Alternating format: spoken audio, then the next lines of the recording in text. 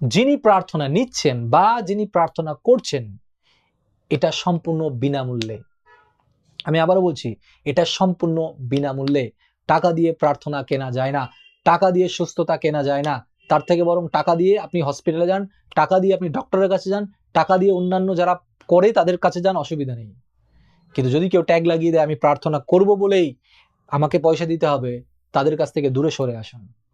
তারা ভণ্ড এবং তারা বাক্যকে মানছে না। এবং কেন আমি পরের লাইনের কথা বললাম, এখানে আপনি দেখুন, এখানে বলছে যে কারণ যে কাজ করে সে খাওয়া পড়া পাবার যোগ্য। প্রভু যিশুর জন্য যখন আপনি কাজ করছি, লোকদের জন্য প্রার্থনা করছি, কাজ করছি, বিভিন্ন জায়গায় ছুটছি, অনেক কিছু করছি, প্রভুর জন্য আমরা যখন কাজ করছি, তখন অবশ্যই সেই খাবার পাবার আমরা যোগ্য। লোকেরা অবশ্যই সম্মানের সহিত, যারা পালক প্রচারকরা রয়েছে, অবশ্যই আমরা তাদেরকে সাহায্য করব, অবশ্যই তাদেরকে আমরা